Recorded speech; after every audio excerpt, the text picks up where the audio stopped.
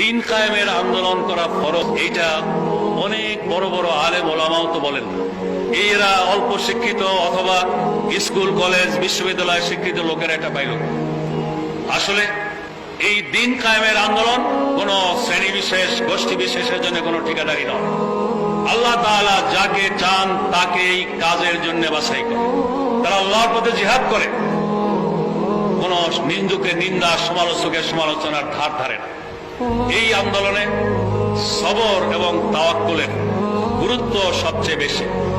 এই আন্দোলনে অতীতে যারা নেতৃত্ব দিয়েছেন, আম্বিয়া কেরাম আলাইহিস সালাম, সিদ্দিকীন, সালেহীন, শুহাদা, তারা সকলেই নানা রকমের বিপদ আপদ মুসিবতের মধ্য দিয়ে অগ্রসর হয়েছে। ইসলামী আন্দোলনের অংশগ্রহণের সুযোগ আল্লাহ তাআলার পক্ষ থেকে একটি বাড়তি মর্যাদা, কিন্তু সেই সাথে এই মর্যাদা রক্ষায় ব্যর্থ হলে এর পরিণাম পরিণতিও কিন্তু ভয়ঙ্কর। এটাকেও আমাদের সামনে রাখতে হবে। সূরা মায়েদার মধ্যে আল্লাহ সুবহানাহু ওয়া তাআলা বলেছেন, মান ইয়ারতাদ্দা মিনকুম আন দীনিহি ফাসাউফা ইয়াতি আল্লাহু বিকওমিন ইউহিব্বুহুম ওয়া ইউহিব্বুনাহু আযিল্লাতিন আলাল মুমিনিন আইজ্জাতিন আলাল কাফিরিন ইউজাহিদুনা ফি সাবিলিল্লাহি লা ইয়াখাফুনা লাওমাতা লাইমিন যালিকা ফাদলুল্লাহ ইউতিহি মান ইয়াশা আল্লাহু যুল ফাদলিল আযীম। এখানে দুইটি বিষয় আমি দেখি। একটা হলো দিন কায়েমের আন্দোলনে কারো ঠিকাদারি নেই, স্থায়ী ইজারাদারি নেই। যারা এই দিন কায়েমের আন্দোলনের সুযোগ পায় তারা যদি এর হক আদায় করে, আল্লাহ তাআলা যতদিন তারা হক আদায় করে এর উপরে রাখেন।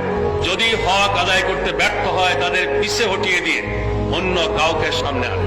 তাদের পরিচয় বলতে গিয়ে এক নম্বরই আল্লাহ বলছেন ইউহিব্বুহুম, আল্লাহ তাআলা তাদেরকে ভালোবাসেন। এটা আমাদের জন্য বড় আবেগের কথা। একামতে দ্বীনের ফরজিয়তের অনুভূতি তারাই লাভ করতে সক্ষম হয় যাদের প্রতি আল্লাহ তাআলার রহমতের দৃষ্টি পড়েছে, সেই সাথে তারাও আল্লাহকে ভালোবাসে। এটা আল্লাহর পক্ষ থেকে একটি বাড়তি নিয়ামত। আল্লাহ তাআলা যাকে চান তাকে এই নিয়ামত দান করে। ইসলামী আন্দোলনের অংশগ্রহণের সুযোগ আল্লাহ তাআলার পক্ষ থেকে একটি বাড়তি মর্যাদা। আন্দোলনে টিকে থাকতে হলে আল্লাহর সাথে ঘনিষ্ঠ সম্পর্ক অপরিহার্য, এবং সেই সম্পর্কের ভিত্তি হলো সবর এবং তাওয়াক্কুল। ইন্নাল্লাহা মা'আস সাবিরিন ওয়াসবির ওয়া মা সাবরুকা ইল্লা বিল্লাহ। সবর করো, সবর তোমার বৃথা নয়। তুমি সবর করলে তোমার সাথে আল্লাহ আছেন।